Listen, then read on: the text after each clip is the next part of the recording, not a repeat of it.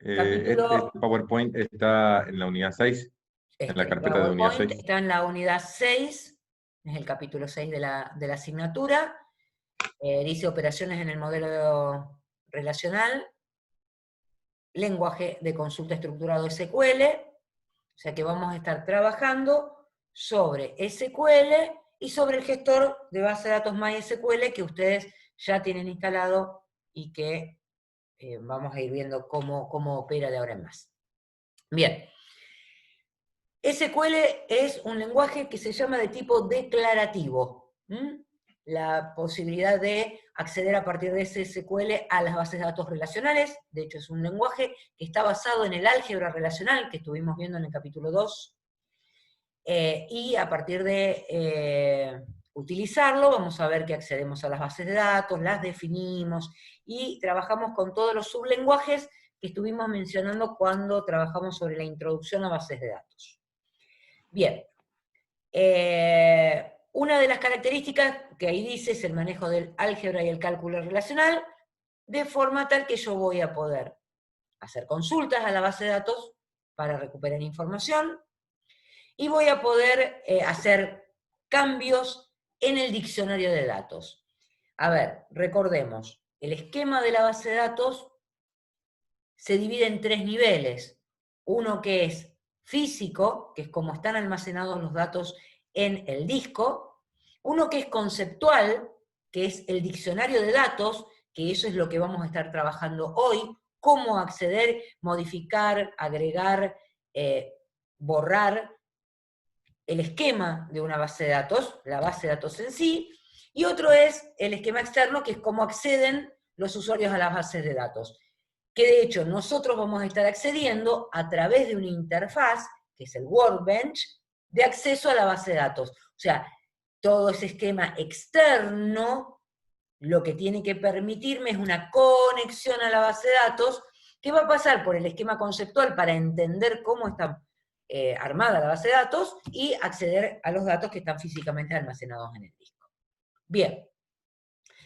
Este lenguaje trabaja a nivel de registros. O sea, todo lo que vamos a obtener cuando hagamos una consulta en SQL son registros, un conjunto de registros que están almacenados en tablas. Eso ya lo vimos cuando vimos base de datos relacionales. Este lenguaje tiene la posibilidad de ser intercalado o embebido, se llama muchas veces, en un lenguaje como C, COBOL, esos lenguajes, digamos, de tercera generación. Los primeros lenguajes que accedieron a bases de datos y que pudieron interactuar con SQL fueron C y COBOL. De hecho, los que aprendan COBOL, o los que hagan la materia electiva COBOL, van a ver que pueden hacer acceso a base de datos a partir de embeber SQL, o sea, las consultas que nosotros vamos a estar haciendo ahora, dentro de los lenguajes de programación. Obviamente, también de los lenguajes orientados a objetos, como los viejitos Power Builder, Java, C#, .NET, Python. Bien. ¿Qué quiere decir que sea un lenguaje declarativo? Que solo voy a decirle qué es lo que quiero. No le voy a indicar cómo, que sería lo que hace un lenguaje procedimental. ¿Ya? No le voy a decir cómo ir a obtener los datos, sino que le voy a decir qué es lo que quiero. Le voy a decir, como le decíamos en álgebra relacional, quiero las personas que, por ejemplo, de una tabla de personas, que tengan el DNI menor que tal número, o que tengan, que vivan en Rosario, o que lo que fuere. Pero le voy a decir qué es lo que quiero obtener y no cómo ir a buscarlo a la base de datos. Bien. Estos eran los 4 lenguajes que habíamos dicho, o sublenguajes, que tenía que tener un lenguaje de base de datos para poder acceder a esa base de datos. O trabajar con la misma. Bien. Uno es el lenguaje de definición de datos, que es el que vamos a trabajar hoy. Data Definition Language, DDL. Otro es el de manejo de datos. La sentencia más típica del de manejo de datos es el select del SQL. Después vamos a ver más adelante en el capítulo de seguridad y calidad el control de datos, y el control de transacciones, que el control de datos sería para definir usuarios y formas de acceso a la base de datos, y el de control de transacciones para definir justamente transacciones y hacer procedimientos para acceder a la base de datos. Bien, vamos con el lenguaje DDL. El DDL lo que hace es definir todo lo que tenga que ver con los objetos que están en la base de datos, desde la base de datos, las tablas, las vistas, usuarios, todo lo que vaya almacenado en el esquema conceptual de la base de datos. En el ANSI, eso se llama Information Schema. ¿Tá? Y este Information Schema lo vamos a poder consultar a partir de las herramientas, que en este caso va a ser el Workbench, que vamos a utilizar. Hay otras, antes usábamos una que se llama MS Manager Lite, que es muy buena también. Ustedes pueden usar la que ustedes quieran. Y también se puede usar desde la línea de comandos, desde el MySQL, utilizando la sentencia SQL, el select de SQL, también se va a poder consultar ese diccionario de datos. Bien, las operaciones básicas que vamos a ver hoy, y que son las que componen el DDL, son estas 4 que aparecen ahí. Una es la sentencia create, otra es la sentencia alter, una vez que ya está creada la base de datos, la tabla, o cualquier objeto de la base de datos, nosotros los vamos a poder modificar. Y eso se hace con el comando alter. También la vamos a poder borrar a esa definición si no la queremos más, con el comando drop. Y vamos a poder hacer algo que después vamos a ver que también se puede hacer con una sentencia del DML, algo parecido, no hace lo mismo, algo parecido, que es el comando truncate. El comando truncate lo que hace es elimina datos de una tabla, pero ¿cómo los elimina? Borrando la tabla, o sea, hace un drop de la tabla, y después hace un create con los mismos datos. Entonces, es más rápido que ir borrando registro a registro. Bien, vamos a ver cómo hacemos estas tablas en un ejemplo, ¿sí? Y para eso vamos a usar, acá dice la evaluación parcial número 11, que también ustedes la tienen en la práctica, que es la práctica de ferretería. Cuando ustedes hicieron el modelo entidad-relación de ferretería y después lo pasaron a tablas, bueno, ese es el que vamos a usar. Entonces, mientras yo voy levantando el Workbench, ustedes van buscando entre sus apuntes cuando hicieron el ejercicio de ferretería, así con ese ejercicio de ferretería vamos a ir viendo cómo hacemos para volcar ese modelo de ferretería a la base de datos. ¿Estamos? ¿Sí? El ejemplo del DR ferretería era este, que están viendo ahí en las diapos. ¿Se acuerdan? Sí. Bien, perfecto. Entonces, dejo de compartir esto para levantar el Workbench, y ustedes mientras tanto van buscando el pasaje a tablas, ¿sí? O sea, el modelo relacional de este ejemplo de ferretería, que lo tienen que tener en la práctica que hicieron. Bien, y yo voy a ir levantando Workbench. Es el 7, profe, creo, de la práctica. Sí, sí, es probable. Ahí les comparto mi Workbench.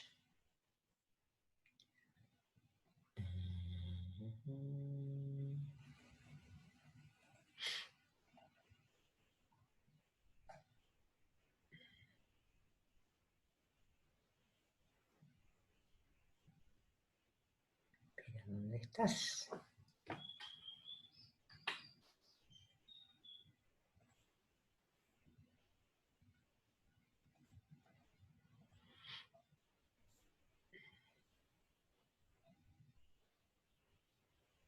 Acá estamos. Bueno.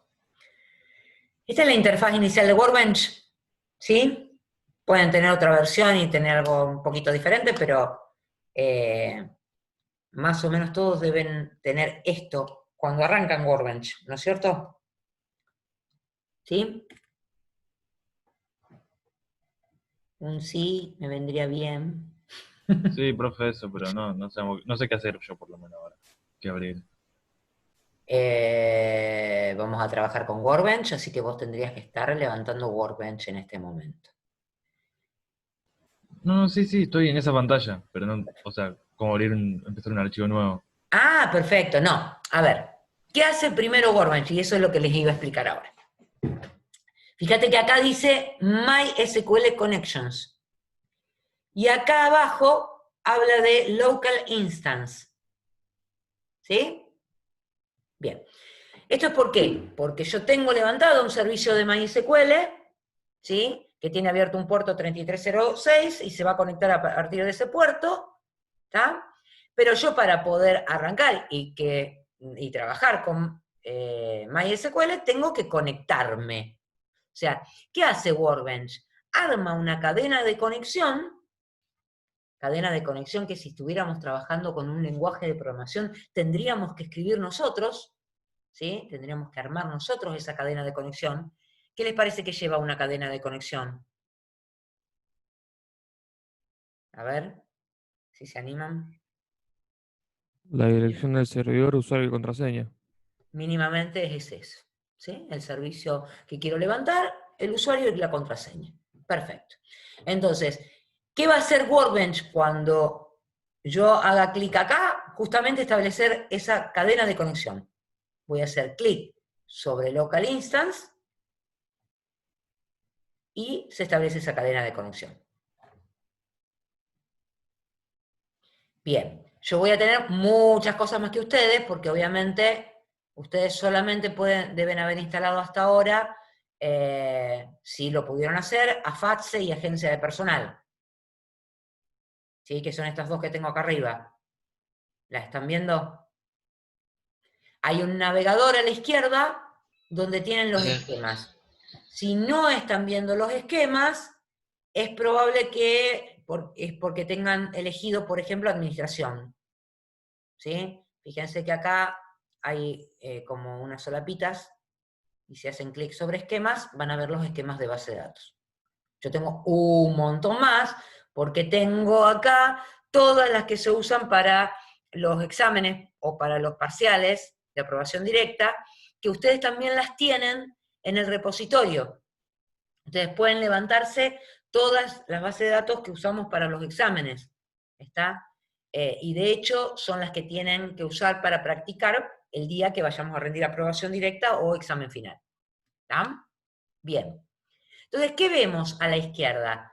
Todos esos esquemas de base de datos. Yo lo que voy a hacer es borrar este esquema, porque lo estuve trabajando el otro día con la otra comisión, así no tengo ferretería, porque es lo que no quiero tener. Vamos a mirar un poquito la interfaz. ¿Estuvieron mirándola con Vilma? ¿De casualidad? ¿O no llegaron? Sí, el otro día estuvimos viendo. Bueno, Algo estuvimos viendo. estuvieron viendo algo, perfecto. Entonces, fíjense que acá tienen un menú, ¿sí? Que vamos a trabajar algunas de las opciones de ese menú hoy. Tienen la posibilidad de tener estos iconos para acceso más rápido a ciertas cuestiones del menú. Lo que van a ver siempre cuando arrancan Workbench es lo último que hayan estado haciendo. O sea, acá a la derecha ven que tienen como, digamos, un lugar donde yo escribo sentencias SQL. Acá donde estoy escribiendo, ¿sí? Acá puedo escribir mis sentencias SQL. Y dice Query 1. Si yo dejo escrito eso, salgo y vuelvo a entrar, me va a quedar esto último que escribí. ¿Sí? Tiene como unos archivos temporales donde va guardando lo que vamos haciendo. ¿Sí? Entonces siempre va a quedar esa última. No se fíen igualmente de eso y vayan guardando lo que van haciendo, porque si no después perdemos todo, etc. No queremos hacer eso. Bien, entonces, aquí a la izquierda, en este navegador, están apareciendo las bases de datos. Si yo abro un poquitito una de las bases de datos, ¿sí? Por ejemplo a FATSE, voy a ver que tiene un montón de, algunas opciones acá que son tables, views, store procedures y functions, ¿sí? Esos son objetos de la base de datos en sí. O sea que yo puedo a una base de datos, ¿sí? Definirle tablas, vistas, procedimientos almacenados y funciones. Ya vamos a ir viendo qué es cada una de esas cosas. Hoy vamos a arrancar por las tablas. Si abro las tablas, voy a ver que están todas las tablas de esa base de datos definida, que son muy poquitas. Piensen que generalmente en una organización uno puede llegar a tener una base de datos con 3.000 tablas. O sea, esto es nada. Bien, y si yo abro una tabla, adentro de la tabla también hay objetos, que son las columnas de esa tabla, los índices, las claves foráneas y los triggers o disparadores, que probablemente ya hayan hablado algo en diseño. ¿Puede ser que hayan hablado algo de los disparadores o todavía no? Creo que no. Todavía no, perfecto, pero ya lo van a mencionar en diseño. Bien, tanto los triggers asociados a una tabla, por eso están acá dentro de la tabla, como los procedimientos almacenados son código, código SQL. Código SQL puede ser un select o cualquiera de las otras sentencias de ML que ya vamos a ir viendo. Bueno, entonces, la idea sería que yo quiero crear esa base de datos ferretería. Bien, ¿cómo hago? Bien, tengo la posibilidad de hacerlo fácil, utilizando este menú que está acá, perdón, los iconos que están acá, el tamborcito que dice más. Si le hago clic, me aparece automáticamente una posibilidad de crear un nuevo esquema de base de datos. Y ahí me dice como nombre New Esquema, pero yo quiero que se llame ferretería. No es case sensitive, o sea que escriban con mayúscula o minúscula, MySQL lo va a entender igual, y lo va a dejar en minúscula, porque bueno, es la posibilidad. Después vamos a ver qué significa esto de charset. Hay un montón de cosas que se los voy a ir diciendo más adelante, porque si no es mucha información junta. Por ahora, lo único que necesitamos saber es que la posibilidad que tiene Workbench es utilizar iconos, ¿sí? O el menú para crear un esquema de base de datos, pero cuando yo le pongo el nombre acá no lo está creando. Tengo que ir y elegir un botón que dice Apply, abajo. A la derecha abajo. ¿Lo ven? Cuando yo hago Apply, tampoco lo creó. Hace esto. Es decir, me está generando el código SQL que va a ejecutar para crear el esquema de la base de datos de ferretería. ¿Sí? ¿Qué tendré que hacer? Volver a elegir Apply. Y recién ahí se ejecutó la sentencia SQL, y les va a decir SQL script was successfully applied to the database. Le pongo Finish, y si me fijo, acá en el navegador apareció ferretería. Si no aparece, acá hay un botoncito que dice que tiene una flechita para arriba y otra para abajo, que dice que sería el refresh. Le hacen clic ahí y aparece ferretería. Me gustaría que lo estuviesen haciendo y que me digan si ya lo hicieron.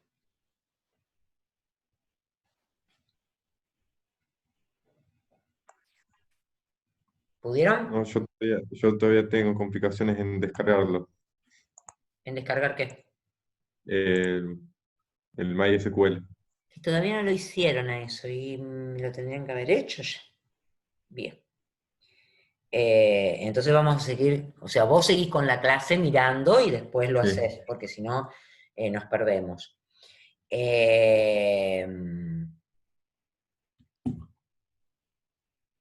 ¿Alguno lo hizo ya? Sí. Perfecto. Sí, profe. Estamos viendo entonces a la izquierda que dice ferretería, y en tables obviamente no hay nada todavía, porque todavía no creamos tablas. Bien, yo les voy a hacer una pregunta ahora.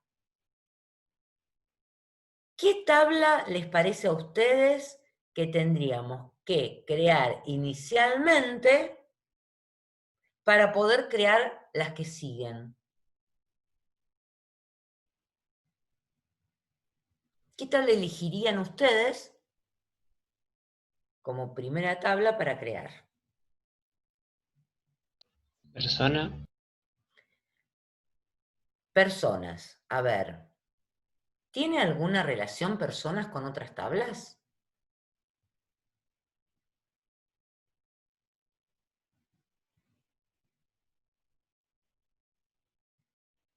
Y es ¿Cómo la que da miro? origen a las subclases, digamos. A ver. Personas. ¿Tiene alguna clave foránea?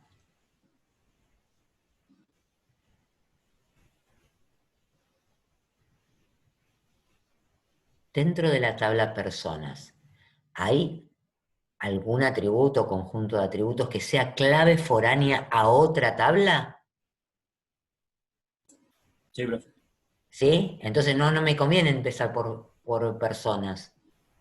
Siempre me conviene empezar por aquellas tablas que después van a ser requeridas con su clave foránea. Entonces me van a tener que decir otra.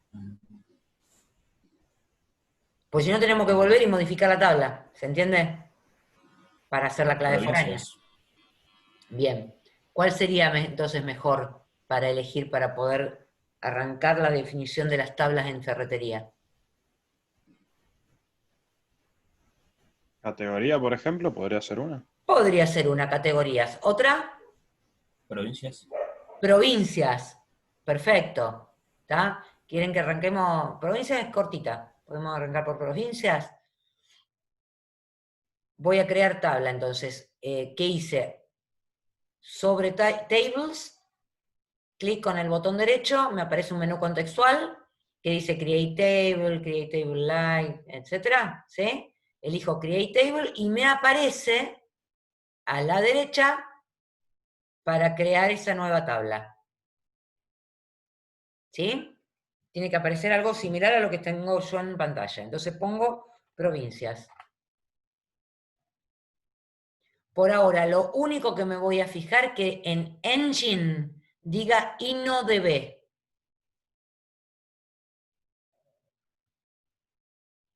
¿Sí? Bien, todavía no está creada. Acuérdense que yo lo que hago con esta interfaz solamente es darle los datos para que después Workbench arme el comando SQL que sirve para crear esta tabla. O sea, va a usar el comando create y le va a poner un montón de cosas. ¿Bien? Bueno, Profe, ¿qué es eso de InnoDB? bueno, ¿qué les dije yo? Que hay un montón de cosas que no les voy a decir hoy. Bien, esa es una de las cosas. ¿Para qué lo ponemos? Porque si no, no podríamos crear claves foráneas. Después les cuento más. Pero sí o sí tiene que decir InnoDB, porque si no, después no vamos a poder usar la tabla provincias como, digamos, la clave foránea de otra tabla. Bien, acá hay como dos flechitas que van para arriba, ¿sí? Si yo las toco, me va a aparecer acá como una grilla donde voy a poder poner los datos sobre provincias, las columnas de provincias. ¿Estamos bien ahí? Y automáticamente Workbench me dice, y seguro que usted quiere ponerle acá un ID de provincia. Y me da la posibilidad.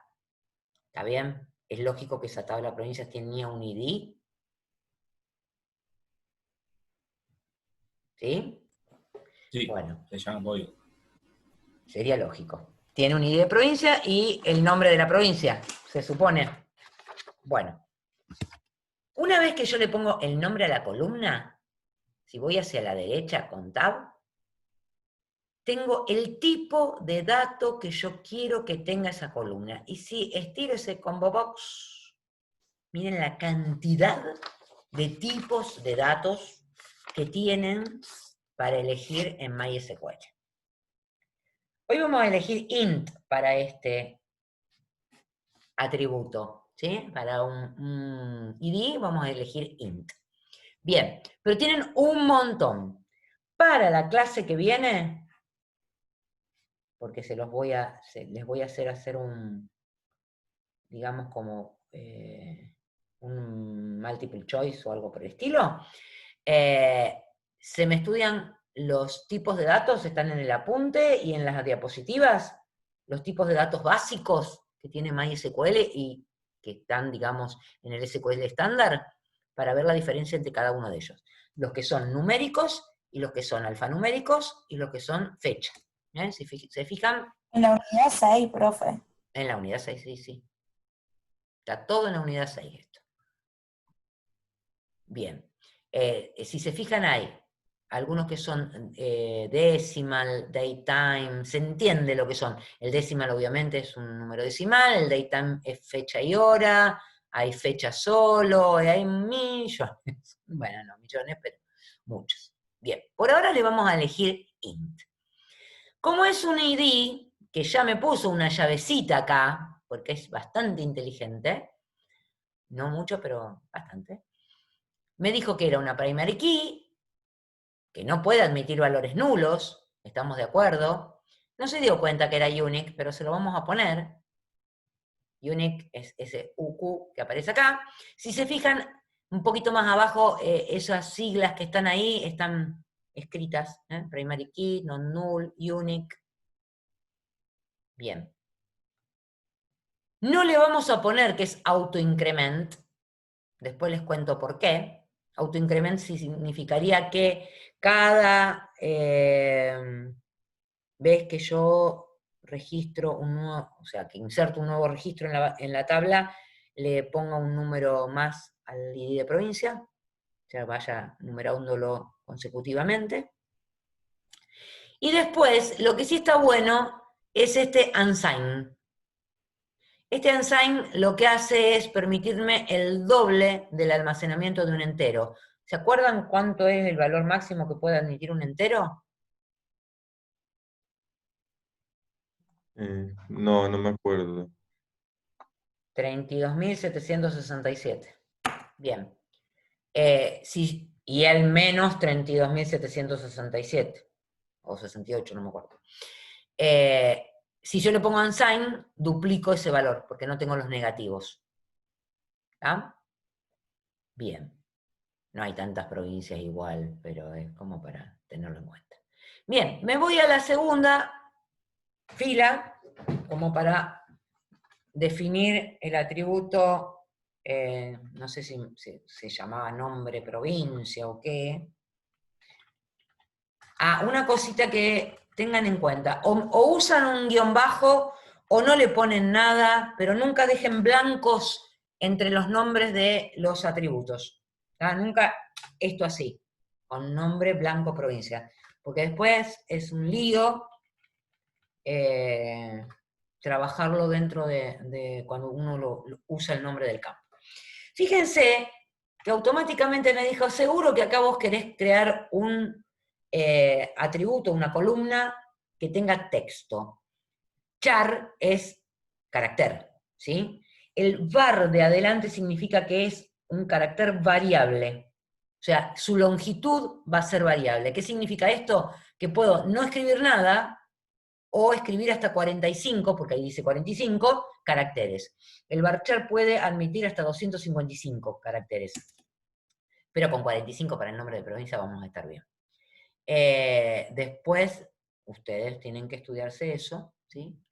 Y lo lógico es que una provincia no admita nulos. Entonces le vamos a hacer un clic en Not Null. ¿Estamos hasta ahí? Es fácil de manejar hasta ahora en la interfaz, ¿sí? Bien. Esto que hicimos acá está solamente en memoria RAM. No, o sea, todavía la base de datos ferretería no tiene esta tabla generada. Si hacemos apply, vamos a ver que genera el script en SQL del comando que se va a ejecutar para crear la tabla, que tiene obviamente el comando create, atrás table, antes era esquema porque habíamos creado el esquema de ferretería, ahora tiene la palabra reservada table.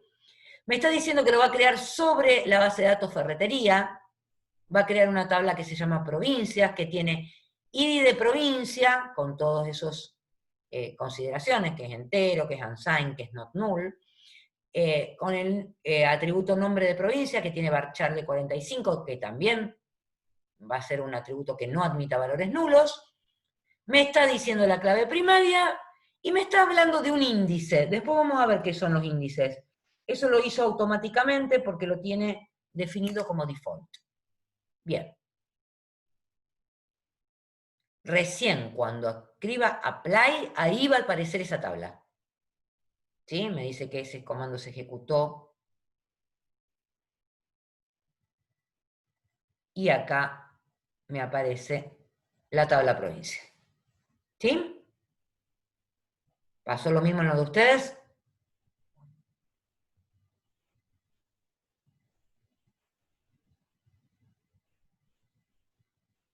Hola. ¿Pudieron? Sí. ¿Sí? Sí, profe, sí. Bien. Entonces, vamos a suponer que digo, uy, no, yo en realidad, nombre de provincia, me hubiera gustado que tuviera 50 caracteres. Me equivoqué, le dejé 45. ¿Sí? Entonces, lo que vamos a hacer es modificar, para que ustedes vean que eso se puede hacer y no hay problema. Voy a sacar estos dos que están acá para que ustedes vean que no quedó nada.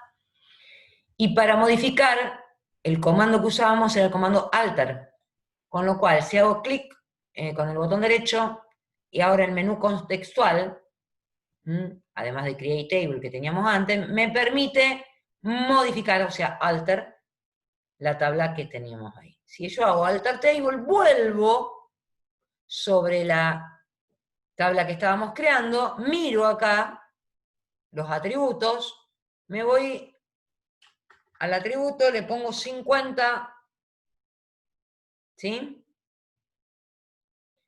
Hago apply, y lo que me va a traer ahora es un comando que dice alter table y que dice que quiere cambiar la columna. Hago apply, y eso ya queda en la base de datos, en la tabla, corregido. Si se fijan acá abajo, dice varchar de 50. Se termina esta reunión, así que salimos y volvemos a entrar.